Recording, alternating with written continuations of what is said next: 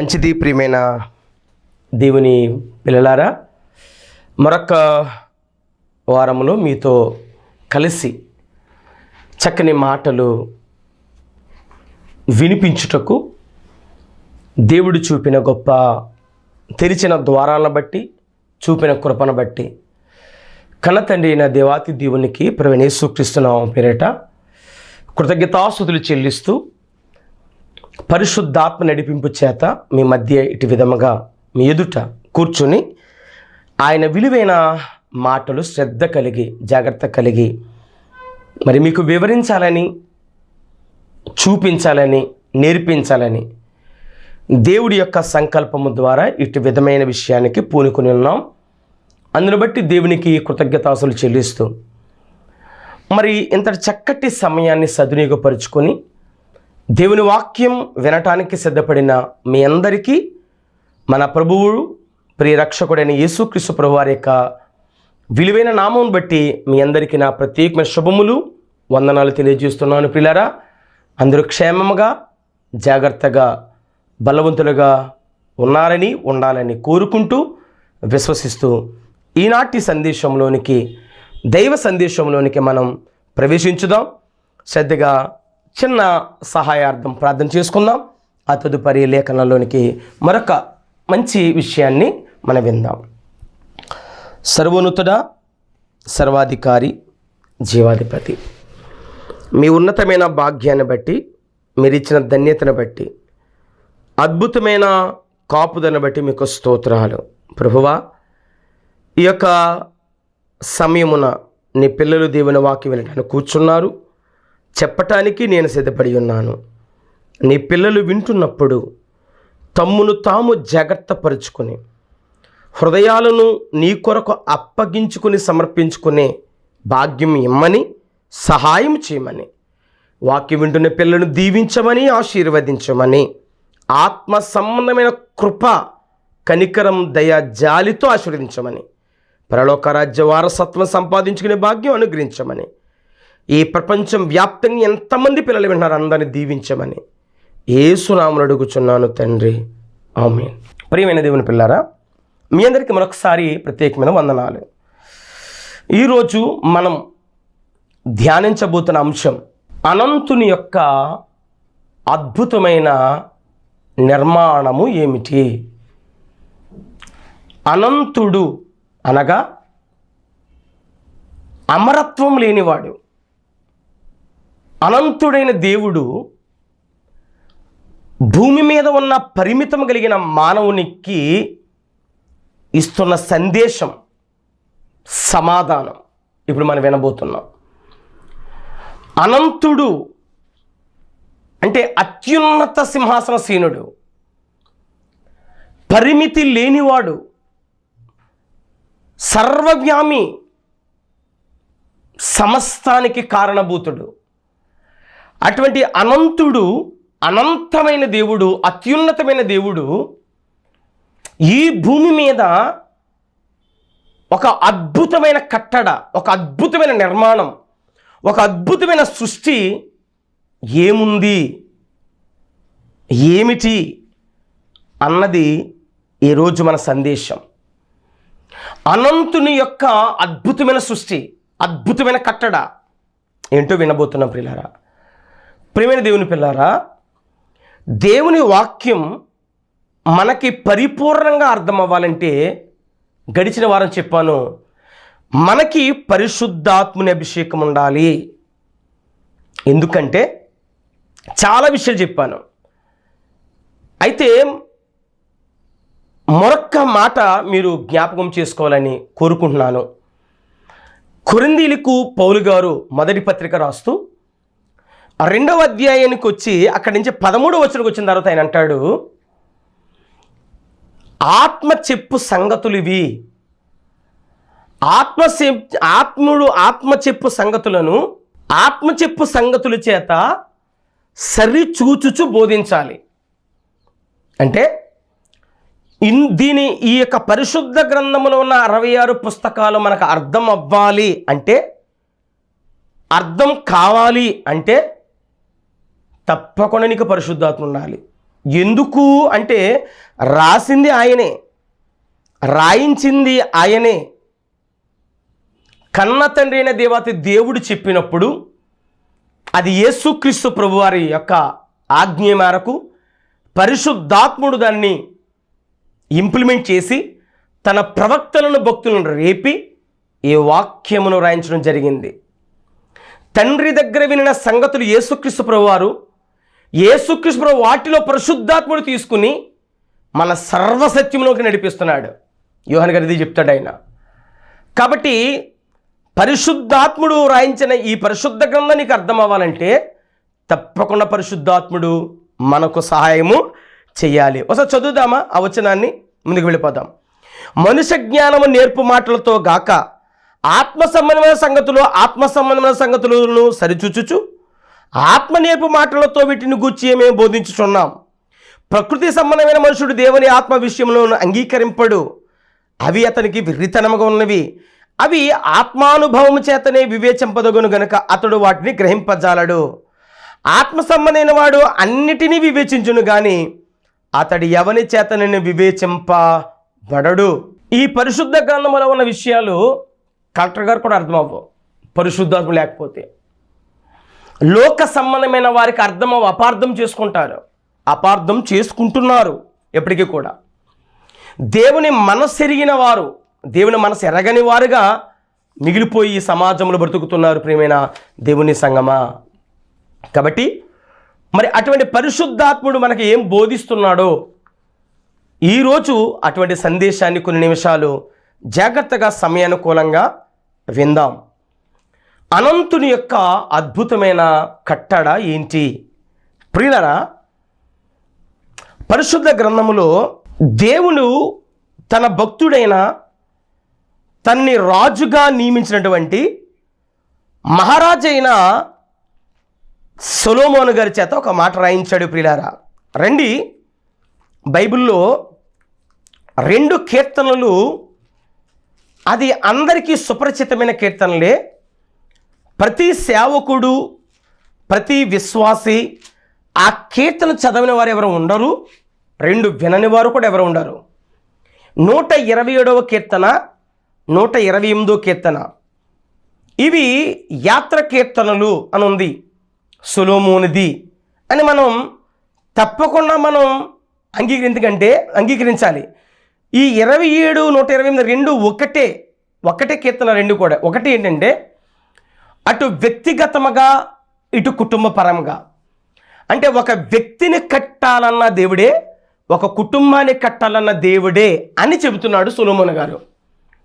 చెప్పేవాడు పండితుడు, మాటలు కాదు. సొలొమోను గారు అంటే ఆయన చాలా జ్ఞానవంతుడు, దేవుని జ్ఞానం కలిగిన వాడు. అటువంటి ఆయన రాస్తున్నాడు. ఈ మాటలు మనందరికీ చాలా సుపరిచితం, ఇష్టం కూడా. ప్రతి సందర్భాలు చదువుకొని ఉంటాం. కాబట్టి అసలు ఇది ఎందుకు రాయబడి ఉందో ఆలోచన చేద్దాం. 127వ కీర్తన మొదటి వచనం, యెహోవా ఇల్లు కట్టించని ఎడల దాన్ని కట్టువారి ప్రయాసము వ్యర్థమే. ఇల్లు అని చెప్పాడు. మళ్ళీ కింద ఇంకోటి మరొక ఉదాహరణ చెప్తున్నాడు. యెహోవా పట్టణమును కాపాడని ఎడల దాని కావల కాయవారు మేలుకొనుట వ్యర్థమే. మీరు వేకున లేచి చాలా రాత్రి తరువాత పండుకొనుంచు కష్టార్జిత ఆహారం తినుచుండుట వ్యర్థమే.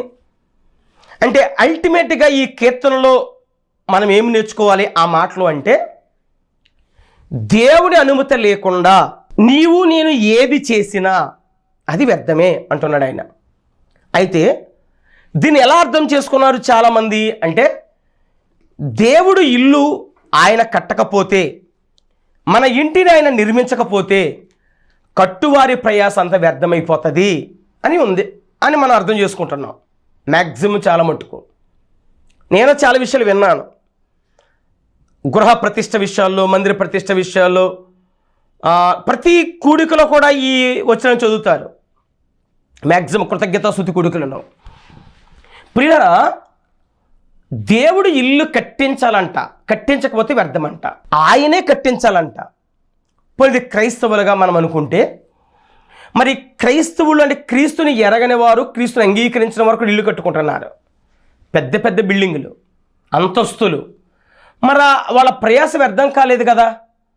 పైగా ఏసీలు, ఒక్కొక్క రూముకి ఒక్కొక్క ఏసీలు పెట్టుకొని సుఖానుభవం చేత చక్కగా బ్రతుకుతున్నారు కదా. మరి వాళ్ళు ప్రయాసం ఎందుకు వ్యర్థం కాలేదు? మరి దేవుడు చెప్పింది అబద్ధం అవుతుంది కదా. ఇది సార్వత్రికంగా చెప్పిన మాటే కదా. అంటే ఏముంది ఈ విషయంలో అంటే, ఇక్కడ ఇల్లు అంటే నీవు నేను అనుకున్న ఇల్లు కాదు. దేవుడు కట్టించే ఇల్లు, కట్టవలసిన ఇల్లు, కట్టిన ఇల్లు. ఆయన అనంతుడు ఒక అద్భుతమైన కట్టడ ఆయన కట్టాలి. ఆయన కట్టకపోతే వ్యర్థం అంటే అర్థం ఏంటంటే, ఆయన కట్టకుండా ఎవడూ కట్టలేడు దానిని, ఆ సృష్టిని, ఆ నిర్మాణాన్ని. అది ఎవరు కట్టాలన్నా ఆ ప్రయాస అంతా వేస్ట్ అయిపోతుంది. ఎవడి వల్ల కాదు అని దేవుడు చెబుతున్నాడు ప్రియులారా. అంటే ఇక్కడ దేవుని ఇల్లు అని ఉంది, దేవుని నివాసము అని, లేదా దేవుని మందిరము, దేవుని గృహము, దేవుని ఆలయము. మనం ఎన్ని భాషలు మనం మార్చి మాట్లాడినా భాషలు వేరైనా భావం ఒక్కటే. భాష అంటే అర్థం కలిగిన భాష, అర్థం పర్థం లేని భాష కాదు. ఇది అర్థమవుతున్న భాష, అర్థము చేసుకోవలసిన భాష. కాబట్టి దేవుని ఇల్లన్నా, దేవుని నివాసం అన్నా, దేవుని గృహమన్నా, దేవుని మందిరం అన్నా, దేవుని కట్టడన్నా అంతా ఒకటి. అయితే మరి ఆ దేవుడు కట్టిన ఇల్లు, ఆ యొక్క అనంతుడు నిర్మించిన అద్భుతమైన కట్టడ ఏమిటో ఒక్కసారి ఆలోచన చేద్దాం. ప్రియమైన దేవుని పిల్లారా, మనం చాలా జాగ్రత్తగా ఆలోచిస్తే ఈ ప్రపంచంలో ఎక్కువ మంది ఆలోచన ఏంటి అని అంటే, దేవునికి ఒక ఇల్లు కట్టాలి అంటే, ఒక మందిరం నిర్మించాలి, ఒక నివాసం ఏర్పాటు చేయాలన్న ఆశతో, తలంపుతో, ఇంకా చెప్పాలంటే భారముతో, బాధ్యతతో ప్రతి సేవకుడు ఆలోచిస్తారు. తప్పేమీ లేదు, ఆలోచించాలి. ప్రతి కాపరి, ప్రతి విశ్వాసి కోరుకున్నది ఏంటంటే, దేవునికి ఒక ఖరీదైన మందిరం కట్టాలి, ఒక కాస్ట్లీ మందిరం కట్టాలని అనుకుంటూ ఉంటారు. ఈనాటి క్రైస్తవం కూడా ఆలోచిస్తుంది. ఎప్పటి నుంచో అదే ఆలోచన కలిగి ఉన్నాం. ఓకే, మంచిది. అయితే మరి అసలు దీని మూలాలకి మనం వెళితే, మొట్టమొదట దేవుడికి మందిరము కట్టాలి అన్న ఆలోచన ఎవరికి వచ్చింది అంటే, ఆలోచన దావీదు దగ్గరికి వచ్చిందండి. మీరు సమూయేలు 2వ గ్రంథం 7వ అధ్యాయం మొదటి నుంచి ఆ 10 వచనాలు చదివితే అక్కడ ఈ యొక్క బ్యాక్గ్రౌండ్ ఉంటుందండి.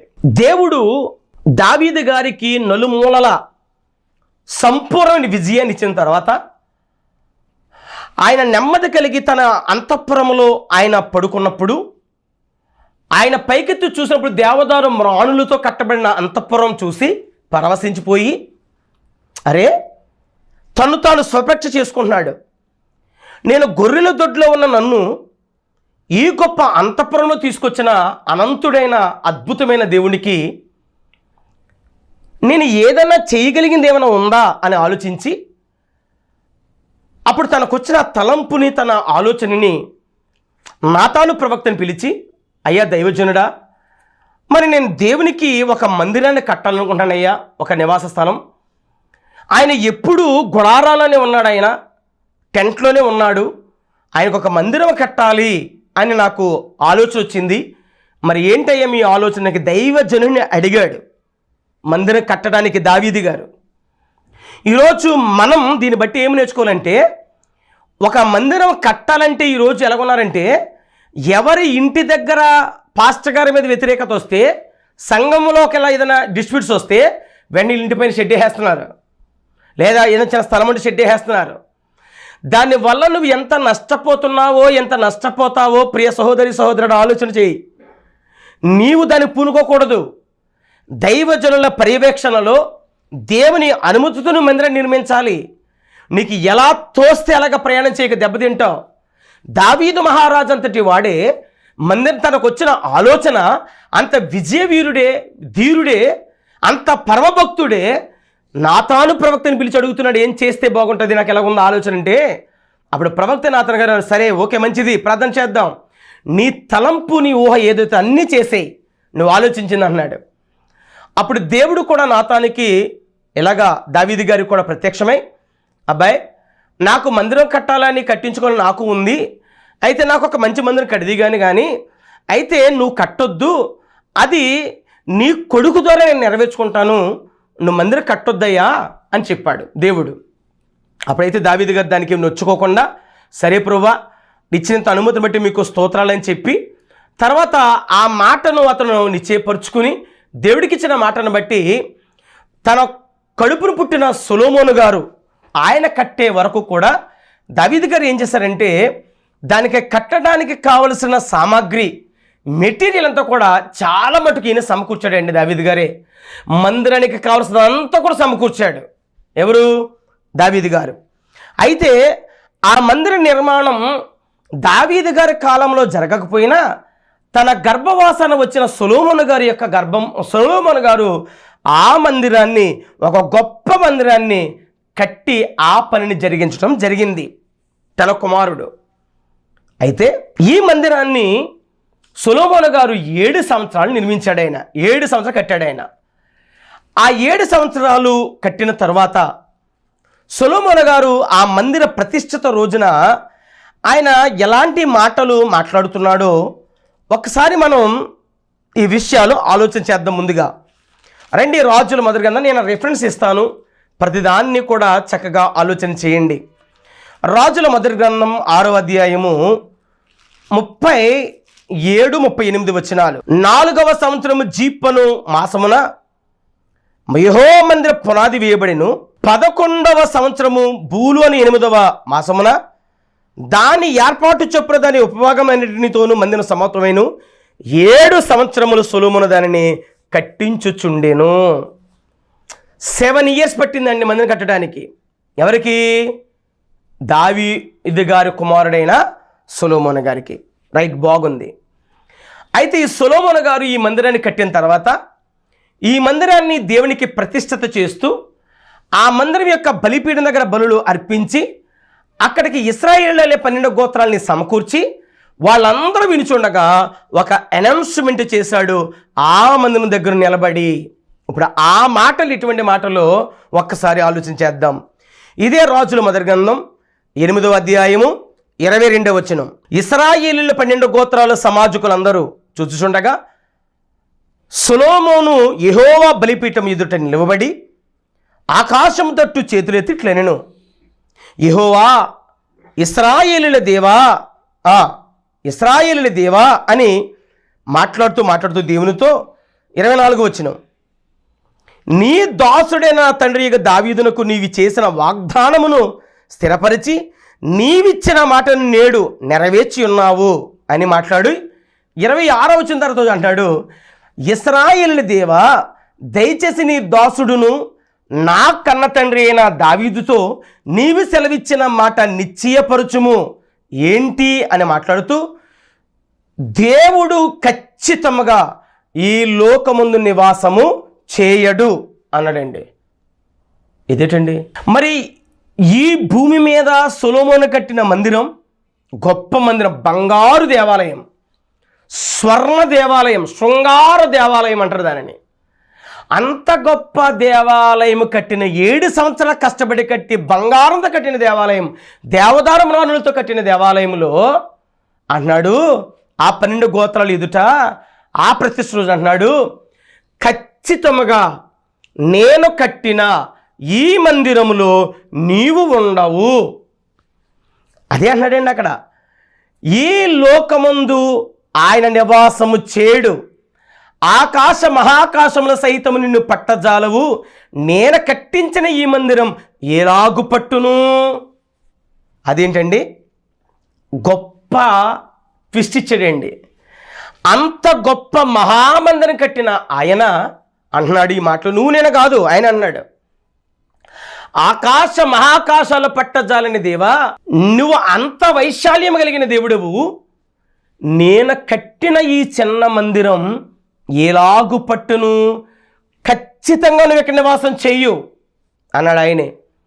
మరి సొలొమోనా, మరి ఎందుకు కట్టావయ్యా బంగారు దేవాలయం అంటే, నా తండ్రికి ఇచ్చిన మాట నిశ్చయపరచడానికి నేను ఈ మందిరం కట్టడం జరిగింది. ఈ మందిరం కట్టడానికి దేవుడు అంగీకరించాడు, ఆయన అనుమతించాడు, ఆయన కృప చూపించాడు. అందుకు నేను కట్టగలిగాను. అందుకు నా తండ్రికి ఇచ్చిన మాట నిశ్చయపరచడానికి ఈ మందిరం కట్టడం వలసి వచ్చింది తప్ప దేవుడు ఈ భూమి మీద నివాసము చెయ్యడు. జ్ఞాని అయిన సొలొమోను మాట్లాడుతున్న మాట. మరి అలాగైతే నేటి క్రైస్తవ సమాజంలో అనేకమైన సేవకులు ప్రతి ఒక్కరు కూడా ఏమన్నారంటే, దేవుడు మా మందిరములో ఉన్నాడు, ఎందుకు పట్టడు మా మందిరంలో దేవుడు ఉన్నాడని వాదిస్తూ ఉన్నారు. ప్రియులారా, అంత పెద్ద మందిరమే పట్టదు, అంత గొప్ప మందిరమే పట్టదు. ఎందుకు పట్టదు? అంత పెద్ద దేవుడు, అంత వైశాల్యం కలిగిన దేవుడు. ఒకవేళ ఆయనకి మందిరం కట్టాలి అంటే ఆకాశం నా సింహాసనం, భూమి నా పాదపీఠమని కొలతలిచ్చాడు ఆయన. కట్టగలమా? కట్టగలిగితే అలా కట్టు. ఆకాశమే ఆయన సింహాసనం అయితే మరి ఆయన కూర్చున్నప్పుడు ఆయన తల ఎక్కడుంటుందో, ఒకవేళ ఆయన పడుకుంటే ఇంకెంత ఉంటుందో.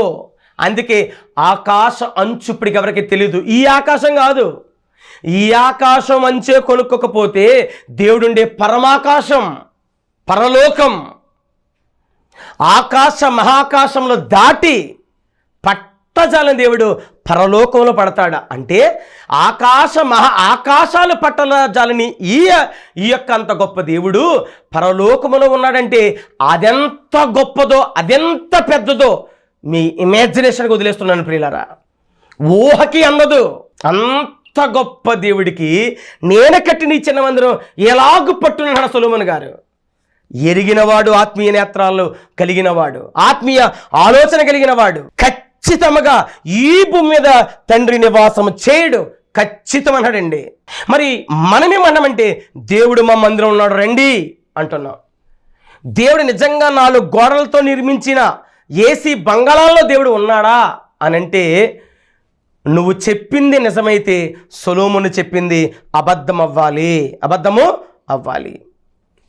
30వ వచనం, మరియు నీ దాసుడైన నేనును నీ జనులైన ఇశ్రాయేలీయులను ఈ స్థలము తట్టు తిరిగి ప్రార్థన చేయనప్పుడెల్లా నీ నివాస స్థానమైన ఆకాశమందు విని మా విన్నపమును అంగీకరించము. ఎక్కడ నుండి వింటామంట? పరమాకాశంలో ఉండి వింటాం మేము చెప్పిన విన్నపాలు, మా ప్రార్థనలు. ఓహో, అయితే నువ్వు భూమి మీద నివాసం చేయవంటే చేయుడు, భూమి మీద నివాసం చేసే దేవుడు కాదు అన్నాడు ఆయన.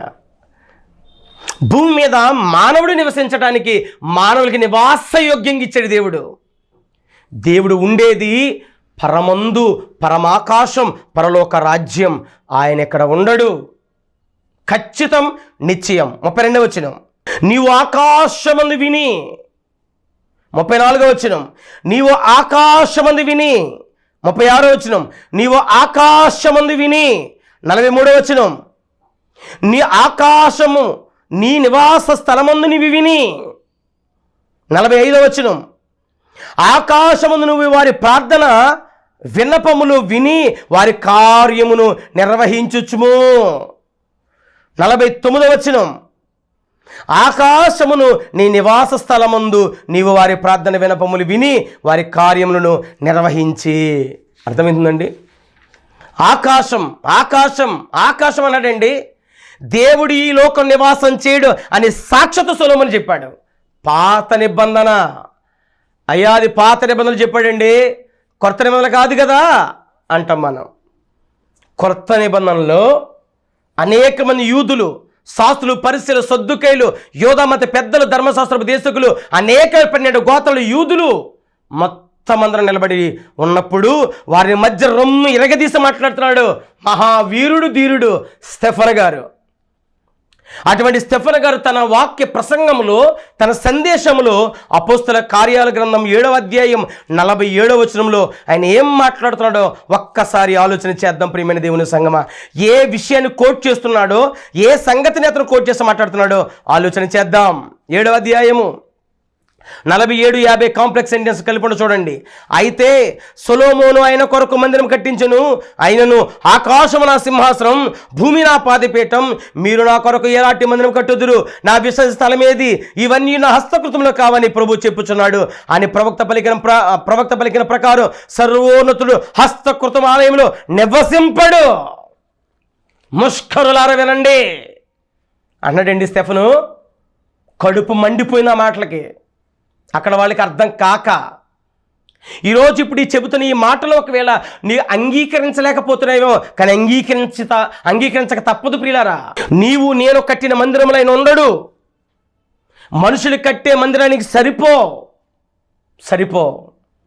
ఆయన నివాస స్థలం పరలోక రాజ్యం. ఆయన ఎక్కడుంటాడో ఆయన అడ్రస్ తెలియాలి, మనకి అడ్రస్ తెలియాలి, ఎందుకు ఉంటాడో తెలియాలి, ఆయన ఏ కట్టాడో తెలియాలి మనకి. అప్పుడే విషయం మనకు అర్థమవుతుంది. ఆకాశం నా పాదపీఠమయ్యా, కాళ్ళు పెట్టుకుని చిన్న పీట నా భూమి నా పాదపీఠం, ఆకాశం నేను కూర్చునే సింహాసనం. ఇదేంటండి అంత గొప్పోడా? అదేంటి అంత గొప్పోడైనా? అటువంటి దేవుడికి నేను కట్టిన మందిరం ఎలాగో సరిపోద్దని సొలొమోను అంటున్నారు. ఒకవేళ మీరు కట్టిన మందిరాలు ఎలా సరిపోతాయో నాకైతే తెలియదు, కానీ జాగ్రత్తగా ఆలోచన చేద్దాం. దేవుని మాటలు నమ్మాలి ప్రియులారా, మనుషుల మాటలు కాదు. మనుషులు నమ్ముకునే కంటే యెహోవాను ఆశ్రయించుట మేలు, రాజు నమ్ముకునే కంటే యెహోవాను ఆశ్రయించుట మేలు. యెషయా గ్రంథం 66వ అధ్యాయం మొదటి వచ్చి చదువు ముగించుకుందాం.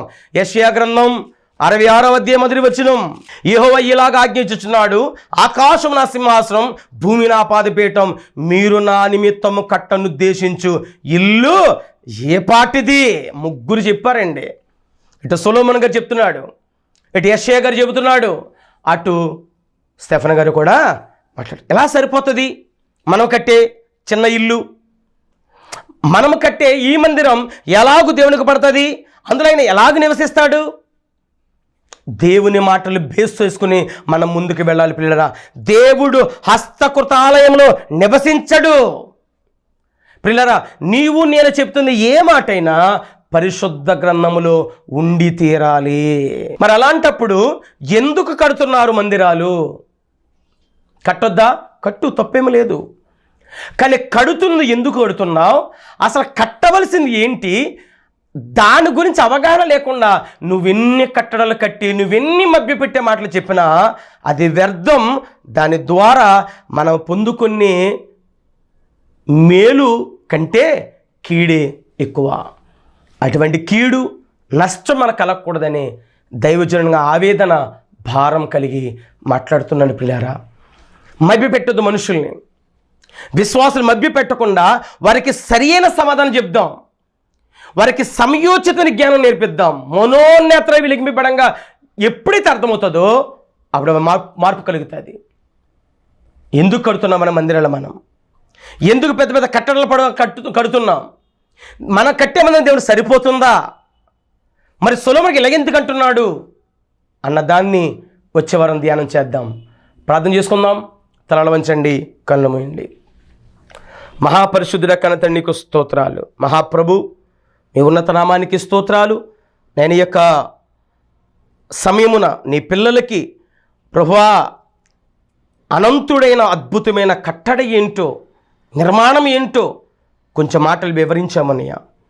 పిల్లల మనోన్నత వెలిగించండి, సత్యాన్ని స్వీకరించగల మనస్సునివ్వండి, కృప వెంబడి కృప చూపమని, అందరినీ దీవించమని, వారి కుటుంబాలను ఆశీర్వదించమని, చేతి పనులు ఆశీర్వదించమని, వారి సంపదను నేను ఆశీర్వదించి దీవించి ఆత్మ సంబంధమైన వనరులతో నింపమని, నీ కృపలో ఖాయమని దయమని, రక్షణ భాగ్యనిమ్మని యేసు నామములో అడుగుచున్నాను తండ్రి, ఆమేన్. మన తండ్రిని దేవుని ప్రేమ, కుమారుడిని యేసుక్రీస్తు కృప, పరిశుద్ధాత్మకుని సాహస సమాధానం ఇప్పుడు ఎల్లప్పుడు సదాకాలం సకల పరిశుద్ధులకు మనకు తోడుగును గాక, ఆమేన్. అందరికీ వందనాలు పిల్లారా. సమాధానం ఉండండి. God bless you all.